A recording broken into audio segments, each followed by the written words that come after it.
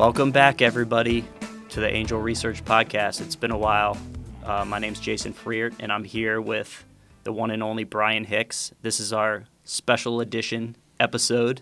Once a year, the annual predictions episode, and it's so far so good. You've had quite the crystal ball here the last couple of years.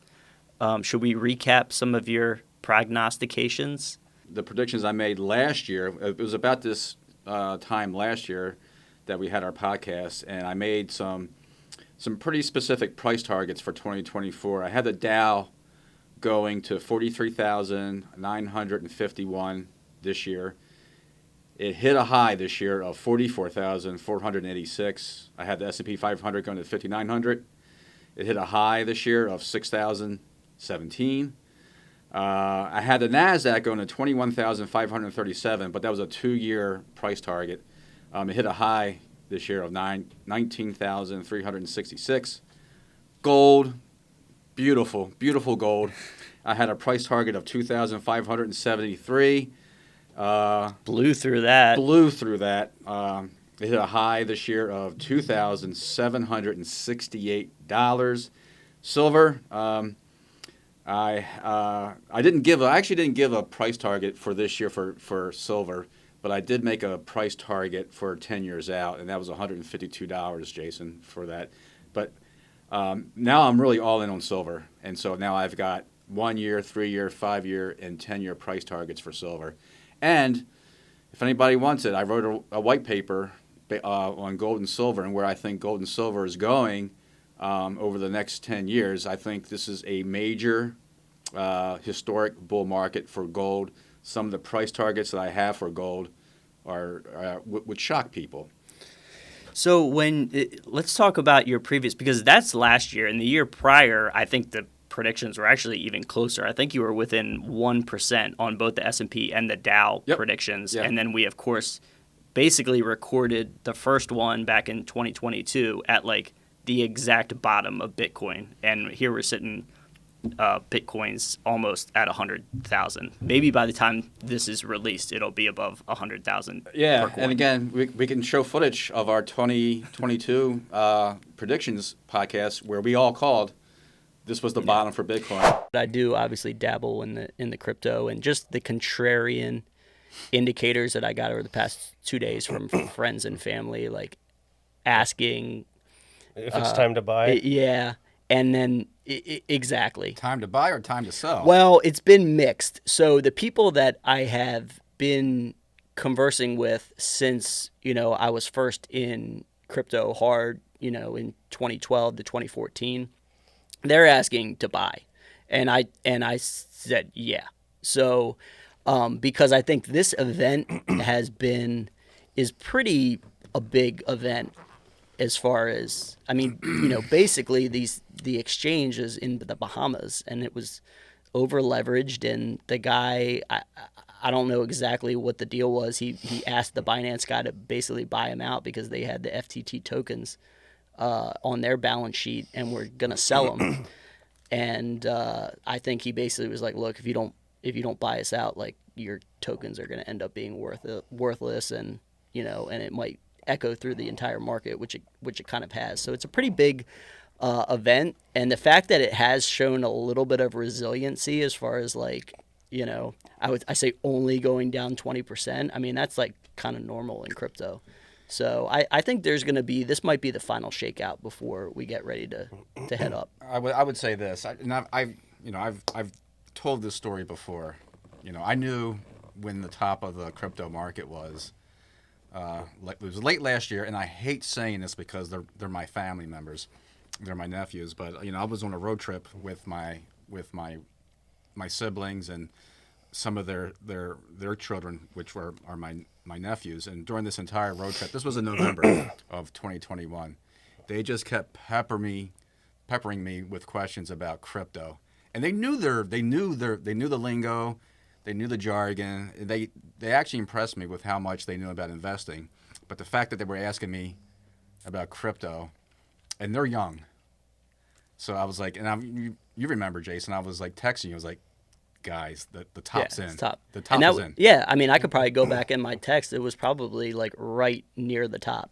Weren't Ferg's kids dabbling in shitcoins too for a while there? Yeah, and that was that was the top. That That's was the a, top that was of a the bad top. sign. And but just to get back to your so when an asset class melts down, okay, usually the strong hands are actually probably already selling. Okay, they're locking in profits. As that meltdown progresses, it's the weak hands that blow out. But at the very bottom of a meltdown is when the super strong hands say, "That's it, I'm done. I give up." So until you see that, and I think we're seeing that right now, like some of these strong hands are not just folding their cards, but they're actually going bankrupt. So where's the bottom then? I think the bottom rate. I would say I think the bottom's happening right now. So buy? I would be a buyer. Yeah. And so that's I guess the question that I have is, when you're making these predictions, how much of this is like just straight technical analysis? Because I know you love technical analysis, particularly with cryptos. That's what a lot of people do because there's not necessarily underlying, but there has to also be a component of like, the economy, the markets, the sectors that are focused in there. Well, I look at really two things, Jason, and one is technical analysis. I look at the charts, but I really do love market psychology. I look at market psychology more than anything. Right. Whether or not we're in a sort of a greed market or if we're in a fear market. And back in 2022, when we made the call that Bitcoin was bottoming, you couldn't get more fearful of Bitcoin because 12 months prior to November of 2022, Bitcoin made a record high of $65,000. And in those 12 months after that, it hit a low of $16,000 in November. And it was everybody was predicting that Bitcoin and crypto, this was the end of it. Yeah. Well, it was. And when you hear things like that, it is time to load up the boat. Yeah. And I mean, we talk about it almost ad nauseum here about that, but it really is the hardest thing to do. And I remember back then, that was the height of the Sam Bankman-Fried thing, and so everything was. And I mean, it seems easy to do that in the contrarian, but like ultimately, you have all these market forces telling you like, oh, this thing is like fucked, right? And so you have to almost just ignore everything, go on your principles of, buy when there's blood in the streets. And sometimes you have to hold for a little while, even when it goes down a little further, right? Things blow up in your face when everything is good. Right. Okay. The time to buy is when people are desperate to sell. And that's when you get just incredible bargains. And, like you said, the whole, crypto companies were going out of business, and everybody thought this was the end. And we just took a different view. This, when's the last, if you look at the stock market, the history of the stock market, has it ever gone to zero? No. It goes up and to the right. Exactly. And, sometimes you forget to sell during the highs, and sometimes you forget to buy during the super lows. But long term, you're going to do well if you follow a pretty good contrarian model of selling when everybody's greedy and buying when everybody's fearful. So Gotcha. So we scheduled this for this week because we wanted to do it after the election. Yep. The election is over. Thank God. Thank God, right. And the overall sentiment, at least what the market is telling us, is that people seem pretty bullish for the next 4 years at least, with Trump getting back in the White House. And how much of do you concur with this bullishness?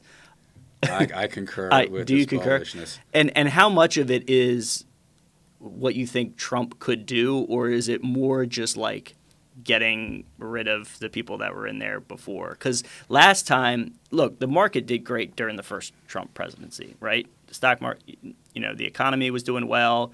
Obviously COVID like just trashed everything, but people if you look at those first 3 years before COVID, it was pretty good. I think he was set up to get reelected before the COVID situation. But there still was a lot of those mechanisms in place in the government that everybody kind of thought he might dismantle, that he didn't. And supposedly this time he's going to do it. So I think it's all the above. Stock markets actually do pretty well regardless of who is president. I mean, maybe if Bernie Sanders was in there, that might be a different, a problem. And this is going to be sort of blasphemous. The president doesn't really control the economy, doesn't control the stock market. You know who controls it? It's the Fed chairman, okay, by controlling and manipulating interest rates. But what a president does do is he sort of guides the mood of the nation. right. And I have to be honest with you, for the past 4 years, I just thought the mood of the nation was just abysmal. I just, everybody, it hasn't been real positive. And It lacked vigor. it just lacked optimism. Yeah. And then when an economic, financial side, you had Kamala Harris talking about, implementing a tax on unrealized gains, and people are saying, oh, that's only for millionaires, blah, blah, blah. Well, if you are going to tax millionaires or even, people with a net worth of $100 million on their unrealized gains, that's taking money out of the economy regardless, okay? That's less money for them to invest. And rich people are always investing. Yeah. They're constantly in the market. They're constantly putting their capital into play. And that's spooked. That spooked a lot of the market. Well, people don't realize that, the vast majority of these billionaires' wealth is usually tied up in stocks or companies. Right. It's not like they have $1 billion sitting in cash that you It's can not. just give. It's in there. And so if they're forced to pay taxes, they have to do liquidity events, they have to sell, the stock creators, all the other investors, a lot of which are, pension funds, like your regular retirement funds. Like it's almost like they hadn't really thought any of that out. No, and I can give you a good example of, for, the regular Joe on the street of how this plays out, how that would play out. You own a house. Most Americans own a house. And whether you know it or not, you actually pay taxes. You pay taxes on unrealized gains on It's your house. property taxes. It's property taxes, Yeah. right? Every year. Every year. So as your house increases in value, and most of them do, your property tax burden goes up as well. And I can attest to that because when I purchased my Florida home in 2014, and what it's valued at today, it has quadrupled in value. And guess what? So has my tax burden. My property tax burden has quadrupled in value. Yeah. So There's no way to eliminate that. there's no way either. to eliminate that.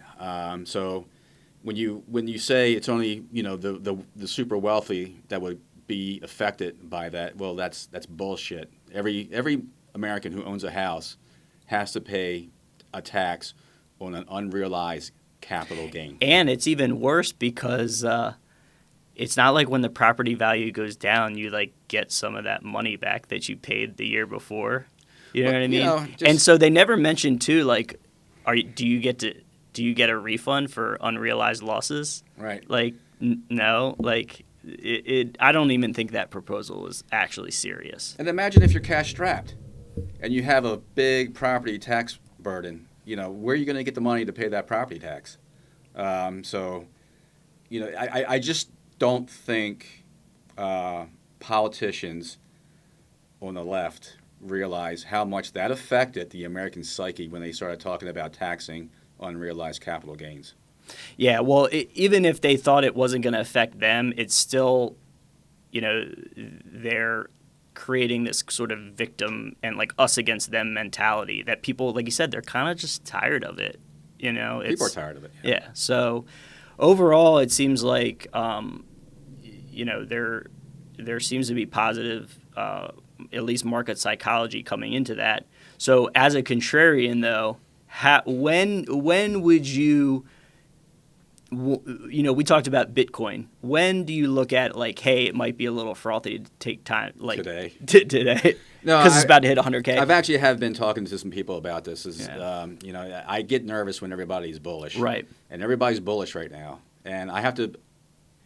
I am bullish too, but I'm looking at 2025 as maybe this super bullish event, just because of the relief Right. that Trump is bringing into the White House and into the nation in general, and people are just feeling better. Yeah.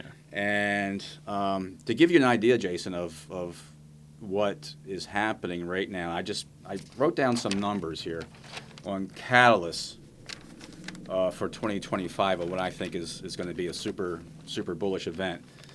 And I titled it, after the Tom Petty song, "The Waiting." The waiting is the hardest part, and we've been waiting for this election to be over. And now that it's over, and we sort of have this, sort of a clear understanding of what we can expect for the foreseeable future, I think, one, there's going to be a Trump effect. Just the fact that he's coming into office, he seems to be blowing up the entire establishment, especially with these cabinet picks that he has that a lot of people are scratching their heads over. So he's disrupting the system.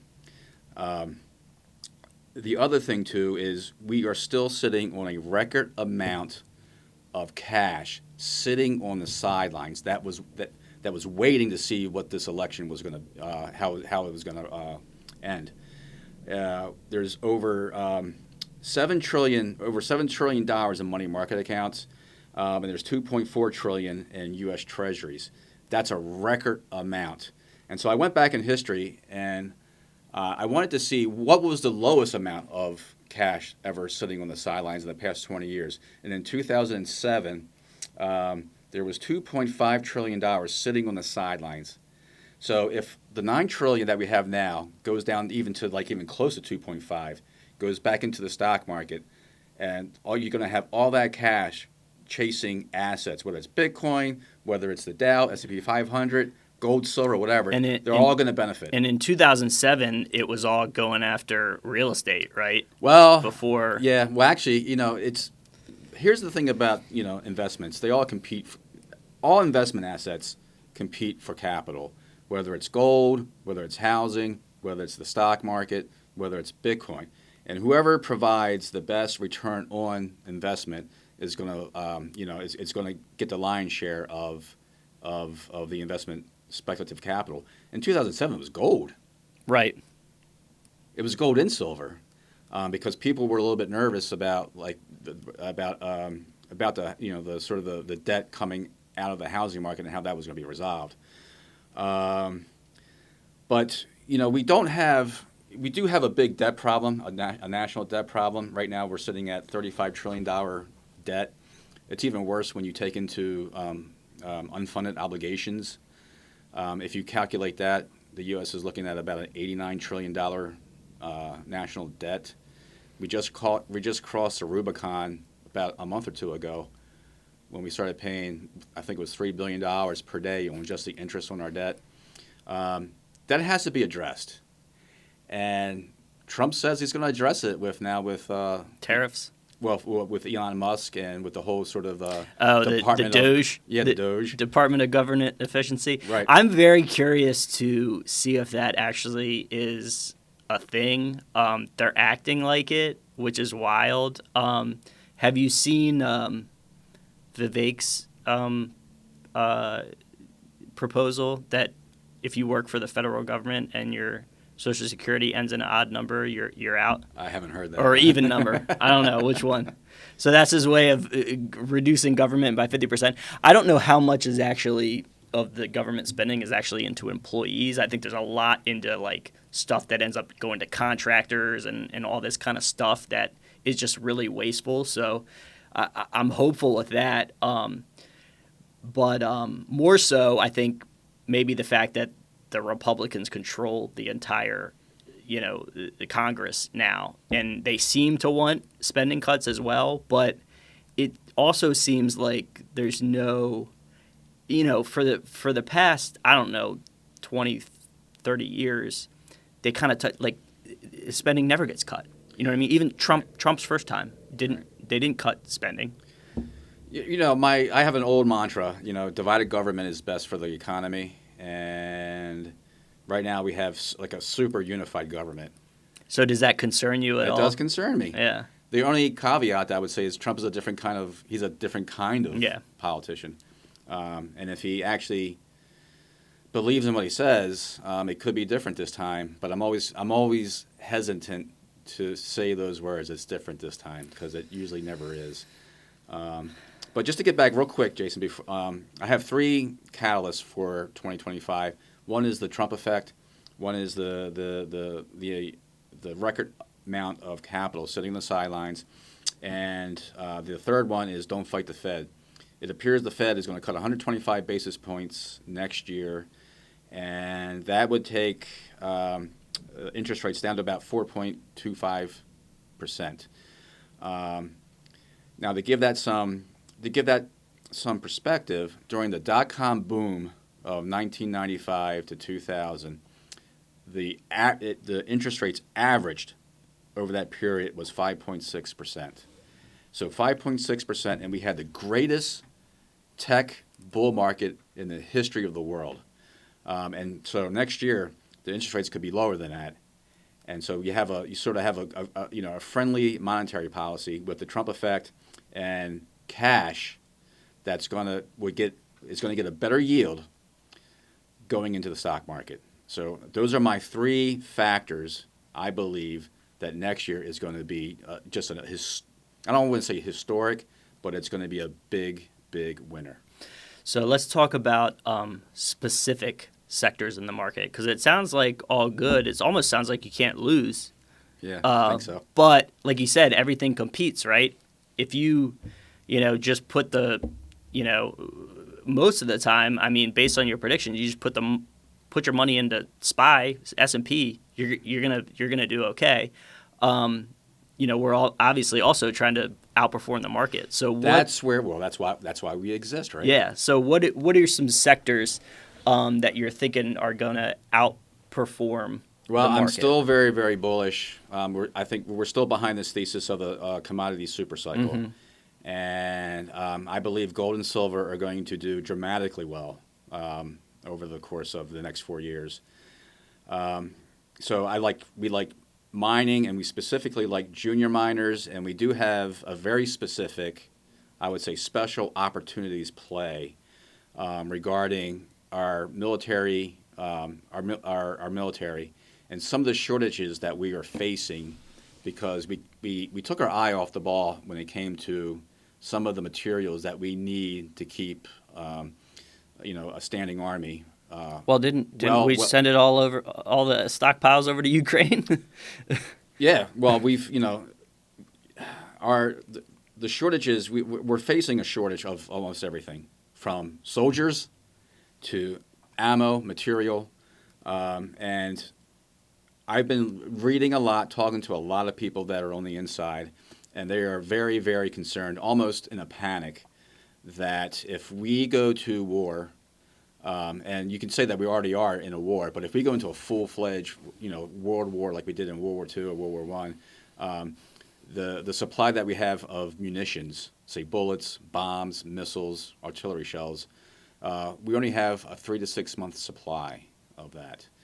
And it's even more dire when you think about it because there's certain elements, materials that we need to have a steady supply of, to make bullets and artillery shells.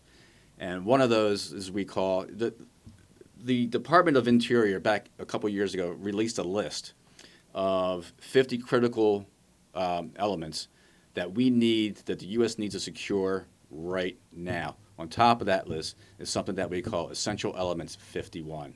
Okay, and it is vital to making bullets, bombs, artillery shells. It's an alloy that hardens bullet casings, and it has a high heat resistance. So you can see that it has a very important military application. But it also has applications, and it's in every smartphone. It's on tires. It's in your laptop. It's in electric vehicles because of its extreme effectiveness on heat resistance. man, what isn't in a smartphone? It's got to be Everything, yeah, right. Sure. So these, I think we saw, particularly during COVID, the reliance on China and these other, you know what I mean? Like, with Trump coming back in, it seems like there is. I mean, we're even reliant on Taiwan now with the semiconductor chips. Yeah. So, is part of the case just bringing a lot of this production back home? Do we even have like some of the, because so China, I think, this was several years ago, controlled like 90% of the world's like rare earths, and it's just like if they shut it down, like I mean, you can be like, oh, we don't need like you need cell phones, you need computers, you need all this modern technology, all this stuff. I mean, particularly Elon Musk and his, all the stuff that he's doing, like all this new technology, it needs all these critical elements and minerals and all this stuff to survive. So like if China is like, nope, we're not going to give it to you, like Well, China several months ago, I think it was in August or September, said they were going to restrict their exports to us of essential element 51. And that really sent shock waves throughout the military.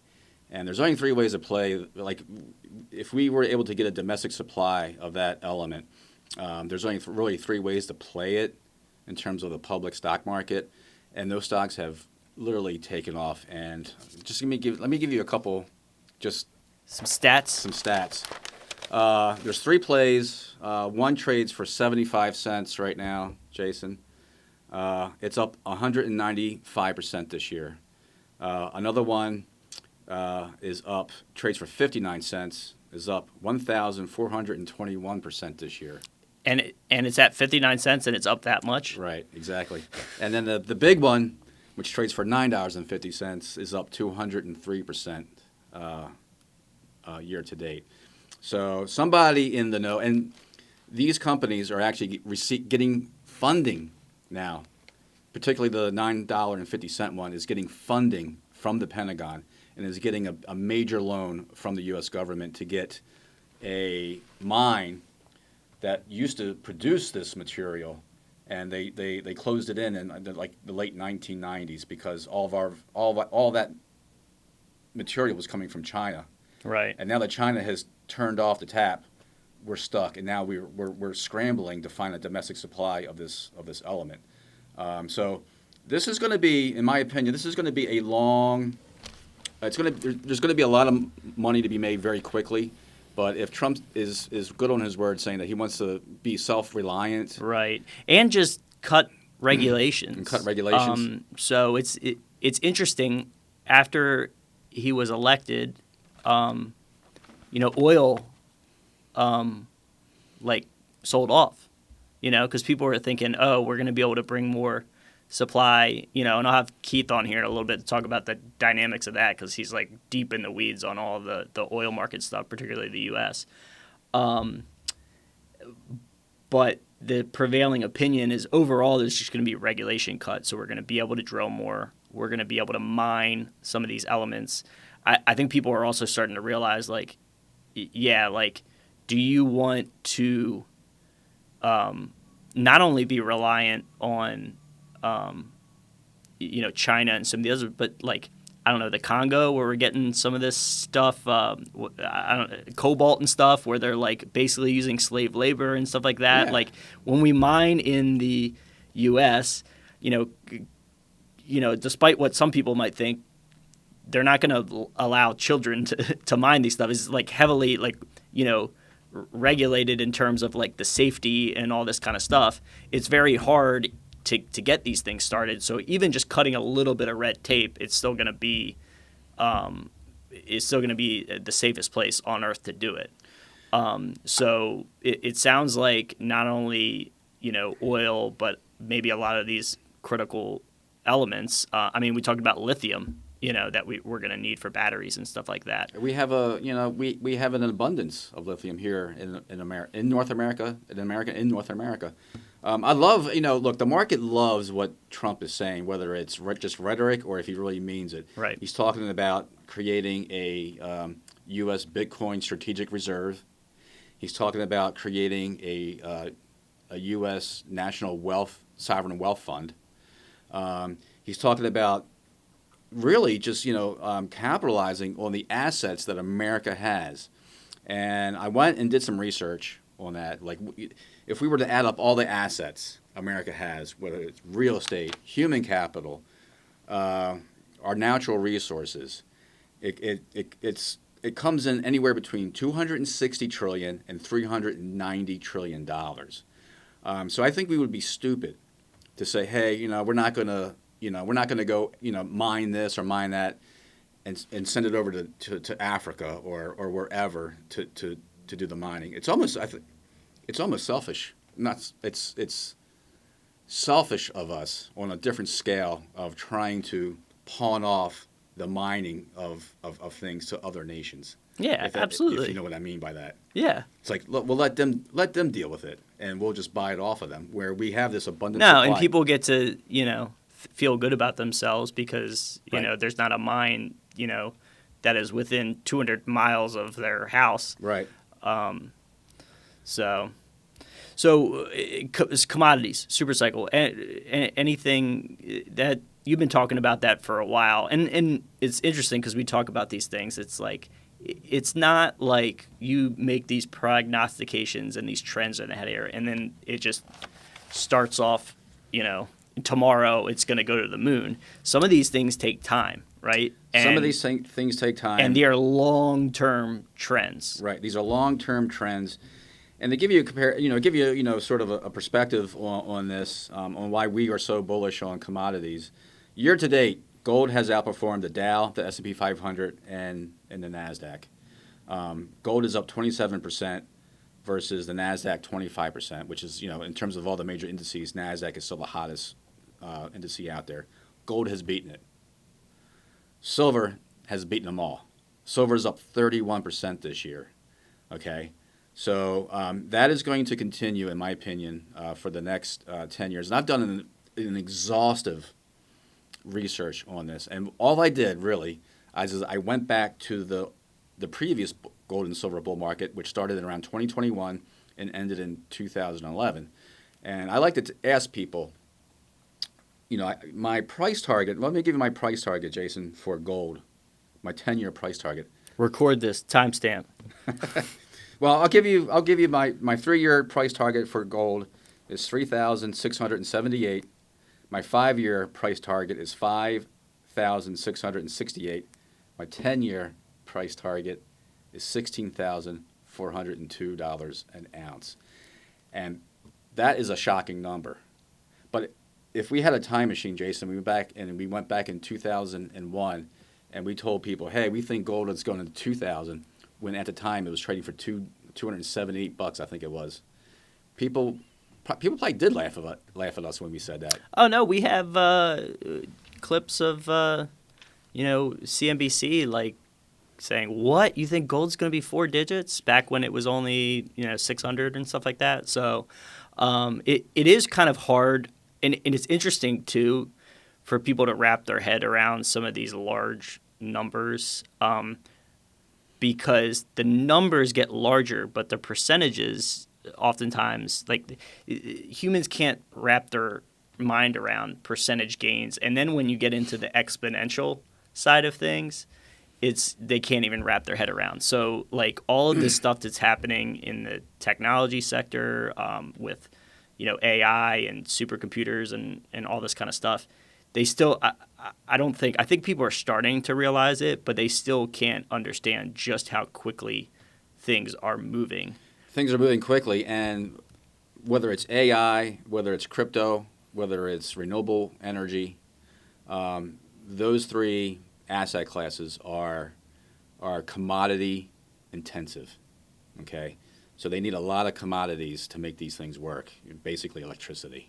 Right. Yeah, I was going to say, we haven't really touched on, because the overall, I guess, bullishness of the commodity, how much of that commodities bullishness is from, like, sort of just demand for, like, investment demand versus, like, we actually need some of these materials, obviously gold is not really, but like silver you get into, and then all this stuff that we talk about all the time, like lithium goes into batteries and all these critical elements go into different things.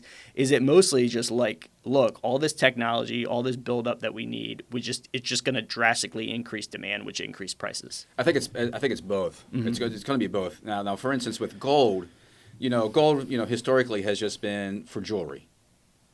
But now I think it's going to, as we get a little bit deeper into this whole debt problem of ours, and not just America's debt problem, we're facing a global debt problem. If you took all the debt around the globe and put it together, it's something like $315 trillion. Okay, so it's a big number, and I think that's one of the reasons why you see Bitcoin just screaming higher, is because it's being viewed as an alternative currency and a store of value. And I think that's where gold is going to come into play over the next 10 years, especially, and we've been talking about this a lot, with the tokenization of certified gold resources that are still in the ground that haven't been mined. Okay, you unlock that value. You unlock, if you can tokenize all the gold resources around, and they won't be, but I mean, if you tokenize a lot of the gold resources that are still in the ground, you're talking about something like $4 to $5 trillion worth of tokenized gold reserves, and I think that is going to be another major player alongside Bitcoin as another alternative for currency and a store of value. Silver is a different beast. Right. Silver is a big industrial metal, and anecdotally, where I live in Carroll County, and I should probably take some video of this, they are building massive solar farms in Carroll everywhere. County. They're everywhere. And I was thinking about this last night. These farmers who are now leasing their land to these solar farms are probably thinking, well, my window of making money on a traditional cornfield, is limited. I have a window. If I rent out my land to a solar farm, it's year round. I'm collecting money every day, 24/7. And you don't got to plant. You don't got to plant anything. Right. And you don't have to worry about rain. Yeah. Well, I guess you do have to worry about rain with a solar farm. Yeah. But they are building so many solar farms in places that you would not think, because Carroll County, where I live in Maryland, is a pretty conservative Republican county, and there's solar farms going up everywhere. Yeah, and that's just, I think, also speaks to the energy demand of all these things, right? Particularly, I guess the big story is just, AI, data center, and all these things coming down the pike. They just need crypto, mining, Bitcoin. You just need massive amounts of energy. So, I have this, I'm working on this phrase, Jason, and it's, it goes something like this, gold-built empires, oil-fueled superpowers. It's going to be the critical minerals and things like gold and silver and element 51 that will control tomorrow. And that's where I truly believe that these materials are going to be the next oil, next natural gas, definitely for my lifetime. A massive minerals rush. Yep, it is a gold rush. It's a minerals rush. Mm-hmm. And we have to secure a domestic supply. If not, we're going to be beholden to people who don't like us. Yeah. So that's never good. All right. Well, before you go, yes, I was going to ask. We're going to have to give some specific price targets for 2025, so that I don't get called out. For 2025, I believe the Dow is going to reach 52,625. That would be a gain of about 22% from today's levels. Okay. The S&P 500 I have at 7,387, which is about a 25% gain from today's levels.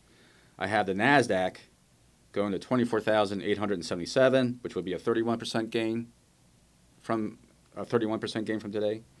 I have gold, like I said, going to 3,138 for a 19% gain. I think it's going to sort of level off right now a little bit before it goes higher. And then silver I have going to $40 an ounce, which would be a 28% gain from today's levels. What about Bitcoin? Bitcoin's a different beast. we had our call on Tuesday with the brain trust of Angel, and I think we were saying, it's going to go to 100,000, maybe first quarter of next year. It's probably going to go there tomorrow. Yeah. No, I mean that's I'll lay out my prediction that it's going to break 150,000 in next year. Yeah. Well, that's not a. Yeah. I mean. And that's probably, I don't know, maybe that's conservative. It might be conservative. Yeah. The one thing that I guess the psychological barrier of 100,000 is going to be interesting because it's like, oh man, it broke it, but also it's people just see like your average Joe is, oh, I can't even afford that anymore. But people don't realize you can buy fractional. Yeah, you buy fractional. Yeah. All the way down to, and I've said this before, if the lowest denomination just hits a penny, then that Bitcoin's going to be at like $1 million. Yeah, I would say the bull market definitely is there. I'm a little nervous about this rally since Trump won has been hyperbolic, and I would, me personally, I would wait if I was going to like buy more or take a new position. And I agree that $100,000 will be a psychological resistance point. So I think people who are bullish on crypto or Bitcoin and crypto, if they want to add to their position, they're going to have plenty of opportunities to buy, probably on some downsides. Excellent. All right. Well, I appreciate this episode, and we will get it out as soon as possible. And I think we should invite the readers to make their own predictions in the comments. Right, sure. Or email if you don't want to put it out there. It was interesting, your first prediction in 2022, you had made some sort of, like I said, it ended up being pretty much spot on within a percentage, but 3 months after you had made that prediction, the market was down real big. And the comments were just killing, like, what it should, and then you slowly saw it coming back, and then people were, and then by the end, it was like, oh, he was spot on. It was spot on. So it's always kind of interesting to watch those. And look, you cannot make your judgment call based on the activity of, one day or a couple of weeks. Like, you have to look long term and follow the trend. And if you believe in something and it's down, you should be excited because you can buy more for cheaper. I keep it simple, Jason. I am a historian of the markets. I look at history for, future patterns. That's all I do, and look at market psychology. And it's worked out well so far. All right. Well, we'll see you next year around this time. We'll have something before then, but for the annual predictions. So long.